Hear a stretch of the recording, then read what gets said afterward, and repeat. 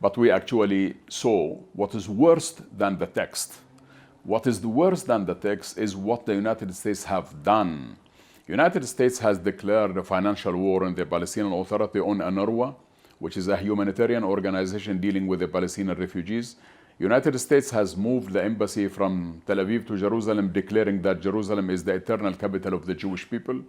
United States has also considered Jerusalem to be off the negotiating table. The refugees is off the negotiating table. So the American measures are actually sabotaging all the final status issues which we have agreed with the Israelis. So therefore, when we say we oppose the things that has been taken or said.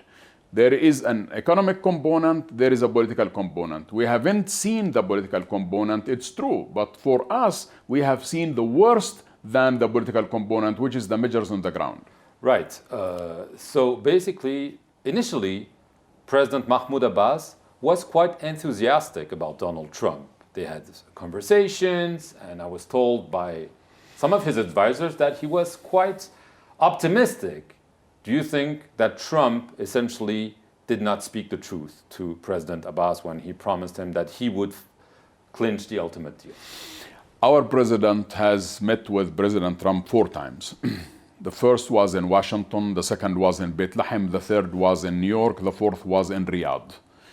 And the conversation was going very well. And our president explained to him really that, you know, the solution here is either we go into one-state reality, which means that Israel will be an apartheid state, or we go to a 2-state solution, which does enjoy an international consensus. Unfortunately, we have not heard anything positive in the issue of 2 states. We have not heard anything positive about the borders of 1967. We have not heard anything positive about Jerusalem. We have not heard anything positive about the issue of refugees.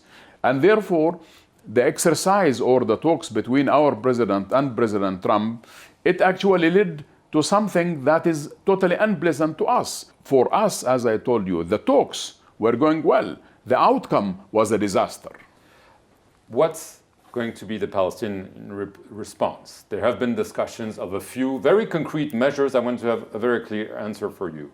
Would there be a possibility for the Palestinians to withdraw their recognition of Israel? Yes or no? We're considering that. Seriously? Seriously. Cut off security cooperation between the Palestinian Authority and Israel. The Palestinian Central Council, Palestinian National Council have taken resolutions, yes, which calls for redrawing the relationship between us and Israel. This means that our relationship with Israel is dictated into 4 angles: economic, political, security, and legal. Political track is closed. The security track is now seriously considered to be reviewed fully and totally. And the issue severed, there could be. We are looking at this seriously. The issue of recognition, we have recognized Israel. Israel only recognized the PLO as a legitimate representative of the Palestinian people, but it never recognized Palestine as a state on the borders of 1967, which means that the recognition is not mutual. And the 4th issue has to do with the economic relationship. The Palestinian-Israeli relationship at the economic track is actually one way. Palestinians have no access to means of production. Palestinians have no access to their natural resources. Palestinians have no access to 62% of the West Bank. Palestinians have no access to the entry points, to the exit points. Our money that is collected by Israel, which is our money, is now under Israeli measures, and every now and then the Israelis either they freeze it or they cut it and so on, in total violation of the Paris Protocol.